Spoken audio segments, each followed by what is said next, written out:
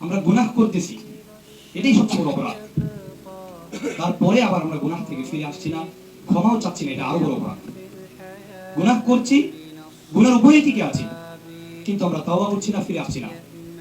কেননা আমরা জানি না আমাদের রব গুনাহের জন্য শুধু শাস্তি দেবেন, ক্ষমা করবেন না। বিষয়টা এরকম নয়। জেনে রাখা ভালো হবে যে আল্লাহ সুবহানাহু ওয়া তাআলা যার ইবাদত আমরা করি, যার প্রতি ঈমান আমরা এনেছি না দেখেই, যে ঈমান বিল গায়বের কথা তিনি বলেছেন, মুত্তাকি তারাই যারা আমাকে না দেখে বিশ্বাস করে। যে রবের ইবাদত আমরা করছি না দেখেই, যার প্রতি আমরা ইয়াকিন এনেছি, ঈমান এনেছি, সেই রব শুধু গুনাহের জন্য শাস্তি দেন, বিষয়টি এরকম নয়। সেই সাথে তার শাস্তির চেয়ে তার ক্ষমাটাই বড়। এই বিষয়টি ফুটিয়ে তোলার চেষ্টা করবো ইনশাআল্লাহ আজিজ। রাসূল সাল্লাল্লাহু আলাইহি সাল্লামের কথা মতো বোঝা যায় ইবাদতের জগতে অনেক বড় বড় ইবাদত রয়েছে, কিন্তু ক্ষমার চেয়ে বড় না। আল্লাহর নিকট ক্ষমা চাওয়া হচ্ছে সব বড় ইবাদতের বড় ইবাদত। আল্লাহ বান্দার ক্ষমা চাওয়াতে, আল্লাহ বান্দার ফিরে আসাতে অনেক বেশি খুশি হন।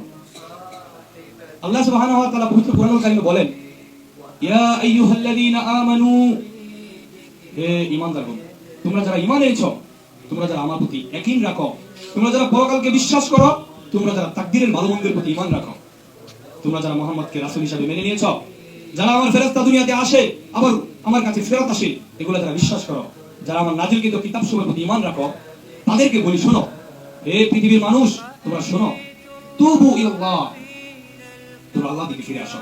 আল্লাহ বলছেন, ইয়া আইয়ুহাল্লাযীনা আমানু, হে ঈমানদারগণ, তুবু ইলাল্লাহ, তোমরা আল্লাহর দিকে ফিরে আসো। তাওবাতান নাসুহা, ফিরে আসার মতো ফিরে আসো, ফিরে আসার মতো তোমরা ফিরে আসো।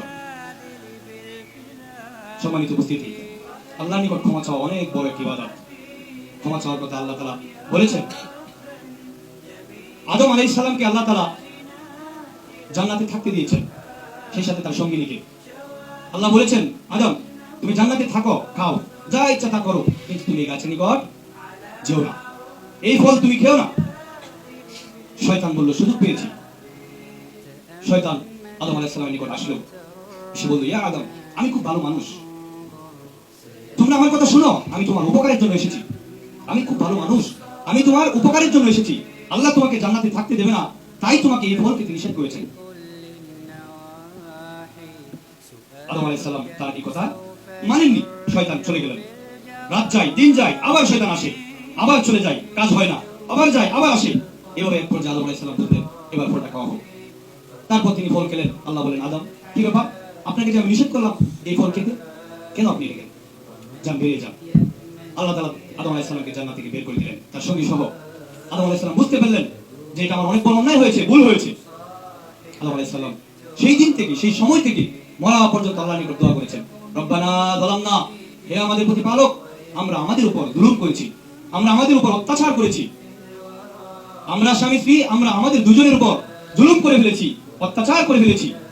ওয়া ইল্লাম তাগফির লানা, আর যদি আজকে আপনি আমাদেরকে ক্ষমা না করেন, অথবা হামনা, আমাদের দুজনের প্রতি দয়া না করেন, আজকে যদি আপনি আমাদের স্বামী স্ত্রীকে ক্ষমা না করেন, আমাদের দুজনের প্রতি যদি আপনি দয়া না করেন, লানাকুনান্না মিনাল খাসিরিন, তাহলে আমরা হয়ে যাব ক্ষতিগ্রস্তদের অন্তর্ভুক্ত।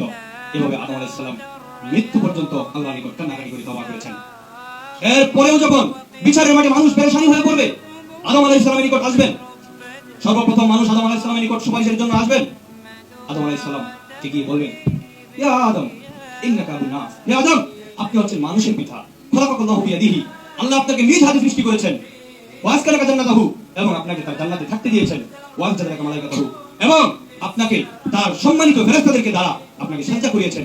অতএব আপনি বড় সম্মানী মানুষ, আমরা বড় বিপদে, আপনি আজ আমাদের জন্য সুপারিশ করেন। মরা পর্যন্ত আদম আলাইহিস সালাম এভাবে দোয়া করেছিলেন, রব্বানা যালামনা আনফুসানা, হে আমার প্রতিপালক, আমরা আমাদের উপর জুলুম করে ফেলেছি, আমরা অন্যায় করেছি। ওয়া ইল্লাম তাগফির লানা, আর যদি আপনি আমাদের ক্ষমা না করেন, ওয়া তারহামনা, আমাদের দুজনের প্রতি যদি আপনি দয়া না করেন, লানাকুনান্না মিনাল খাসিরিন, তাহলে আমরা হয়ে যাব ক্ষতিগ্রস্তদের অন্তর্ভুক্ত। এভাবে মরা পর্যন্ত ক্ষমা চাওয়ার পরেও আদম আলাইহিস সালাম সেদিন কি বলবেন জানেন? সেদিন বলবেন, গদিবা আলাইয়া রব্বি, আজ আমার প্রতিপালক আমার প্রতি ভীষণ রাগান্বিত, মা গদিবা মিন ক্বাবলা ওয়ালা বাদ, এত বেশি রাগান্বিত তিনি না আগে হয়েছেন না পরে হবেন, এত বেশি রাগান্বিত তিনি না আগে হয়েছেন না পরে হবেন। আজ আমার কিছু করার নেই, আমার যে কি হয় তা আমি নিজেই জানি না। তিনি এইভাবে মানুষদেরকে ফিরিয়ে দেবেন। এইভাবে তিনি মরা পর্যন্ত কান্নাকাটি করে তওবা করেছিলেন। এখানে একটি কথা লোকমুখে প্রচলিত আছে যে আদম আলাইহিস সালাম যখন ভুল করলেন, যখন তিনি ভুল বুঝতে পারলেন, 350 বছর কান্নাকাটি করলেন তার স্ত্রীকে নিয়ে, ক্ষমা হলো না। তারপর তিনি এবার তওবা করছেন, ক্ষমা চাচ্ছেন, লা ইলাহা ইল্লাল্লাহু মুহাম্মাদুর রাসূলুল্লাহ, এই কালিমা দ্বারা তিনি এবার আল্লাহর নিকট তওবা করছেন। তখন আল্লাহ বলতেছে, আদম, আমি তো তোমাকে কিয়ামত পর্যন্ত তওবা করলে তোমার তওবা কবুল করতাম না, কিন্তু তুমি যেহেতু এমন একজন দামি মানুষের নাম নিয়ে আমার কাছে দোয়া করেছো, আমি তো তোমাকে ক্ষমা না করে পারলাম না, আমি তোমাকে ক্ষমা করতেছি, ক্ষমা করলাম। এই ঘটনাটা প্রচলিত আছে। তখন আল্লাহ তাআলা আদম আলাইহিস সালামকে জিজ্ঞেস করেন, ইয়া আদম, আপনি কিভাবে জানলেন যে এই ব্যক্তির নাম দ্বারা দোয়া করলে দোয়া কবুল হবে, তওবা কবুল করা হবে? তখন আদম আলাইহিস সালাম বলছিলেন, আল্লাহ, আপনি আমাকে যখন জান্নাতে থাকতে দিয়েছিলেন, তখন আমি জান্নাতের গেটে দেখেছিলাম বড় করে লেখা লা ইলাহা ইল্লাল্লাহু মুহাম্মাদুর রাসূলুল্লাহ। তখন আমি বুঝতে পেরেছিলাম আল্লাহর নামের সাথে মুহাম্মাদের নাম হয়তো তিনি অনেক বড় কেউ হবেন, অনেক দামি সম্মানী কেউ হবেন, তাই আমি এটার সুযোগ নিয়েছি, আমি এটা দ্বারা তওবা করেছি। অথচ এই ঘটনাটা ডাহা মিথ্যা কথা। আল্লাহর ক্ষমাকে তারা সংকীর্ণ করতে চায়। আল্লাহর ধর্মই হচ্ছে বান্দা ভুল করবে তিনি ক্ষমা করবেন, এটাই আল্লাহর সিফাত, এটাই আল্লাহর গুণ। বান্দা ভুল করবে আল্লাহ ক্ষমা করবেন। আর ফাদাইল আমল বইয়ের মধ্যে ঘটনাটি এসেছে, বলা আছে সুস্পষ্ট হয়ে, আল্লাহ বলতেছেন, আমি তো তোমাকে ক্ষমা করতাম না, যেহেতু এত সম্মানী মানুষের নামে তুমি ক্ষমা চেয়েছো, আমি আর ক্ষমা না করে পারলাম। আল্লাহর ক্ষমাকে সীমিত করে দিচ্ছে তারা। এক শ্রেণীর নিকৃষ্ট মানুষ জেনে বুঝেও এখনো মাহফিলের ময়দানে ওয়াজে বলছে, জুমার খুতবায় সব জায়গায় এসব ঘটনা বলে বেড়ায়। আল্লাহ তাদেরকে হেদায়েত দান করুন, আমিন। বলছিলাম আল্লাহর ক্ষমা। মুসা আলাইহিস সালাম যখন রাস্তা দিয়ে হাঁটছিলেন, দেখতে পেলেন দুইজন লোক ঝগড়া করতেছে, বিবাদে লিপ্ত হয়েছে। এখানে একজন ছিল তার জাতির লোক, তিনি ঝগড়া থামাতে গিয়েছিলেন। তিনি এক পর্যায়ে জাতির লোকের পক্ষ নিয়ে বিরোধী লোককে এক থাপ্পড় মারলেন। তখন বিরোধী লোক মৃত্যুবরণ করলো, এক থাপ্পড়ে সে মারা গেল। মুসা আলাইহিস সালাম বুঝতে পারলেন যে আমি তো ভুল করেছি, আমার লোকটাকে মেরে দেওয়া উচিত হয়নি। তিনি সেই দিন থেকে মৃত্যু পর্যন্ত আল্লাহর নিকট দোয়া করেছেন, রব্বি যালামতু নাফসি, হে আমার প্রতিপালক, আমি আমার নফসের উপর জুলুম করেছি, আমি আমার নিজের উপর অত্যাচার করেছি, ফাগফিরলি, তুমি আমাকে ক্ষমা করো। এইভাবে মুসা আলাইহিস সালাম মরা পর্যন্ত তওবা করেছেন, মরা পর্যন্ত তিনি এইভাবে কান্নাকাটি করে আল্লাহর নিকট দোয়া করেছেন। এরপরেও যখন আমরা মুসা আলাইহিস সালামের নিকট বিচারের মাঠে যাব, ইয়া মুসা, আপনি হচ্ছেন আল্লাহর বন্ধু, আপনি আমাদের জন্য সুপারিশ করেন। মুসা আলাইহিস সালাম বলবেন, আতগাদিবা আলাইয়া রব্বি, আজ আমার প্রতিপালক আমার উপর ভীষণ রাগান্বিত, মা গদিবা মিন ক্বাবলা ওয়া বাদ, এত বেশি রাগান্বিত তিনি পূর্বেও কখনো হননি, পরেও কখনো হবেন না। অতএব আমার যে কি হয় তা আমি নিজেই জানি না, আজ আমার তোমাদের জন্য কিছুই করার নেই।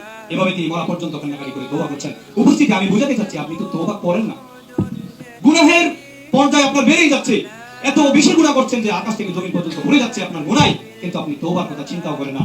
আপনি নিরাশ হচ্ছেন যে এত বেশি গুনাহ আমি করেছি, 60 বছর 70 বছর পর্যন্ত আমি শুধু গুনাহই করলাম, এখন আর 2-4-5 গুনাহ তওবা কি আমার কাজে আসবে, ইবাদত কি আমার কাজে আসবে? আপনি আপনার গুনাহের উপরে রয়েছেন। আমি আপনাকে বলতে চাচ্ছি, নবীগণ তো নিরাশ হননি, তারা তো মৃত্যু পর্যন্ত তওবা করেছে, আপনি কেন নিরাশ হবেন? আল্লাহ তাআলা কি বলেন নাই, ইয়া ইবাদিয়াল্লাযীনা আসরাফু আলা আনফুসিহিম, হে আমার বান্দারা, তোমরা যারা নিজেদের উপর অত্যাচার করেছো, নিজেদের উপর জুলুম করে ফেলেছো, যারা তোমরা গুনাহে নিজের জীবনকে জর্জরিত করে ফেলেছো, তোমরা লা তাকুনাতু মির রাহমাতিল্লাহ, তোমরা আল্লাহর দয়া থেকে নিরাশ হয়ো না।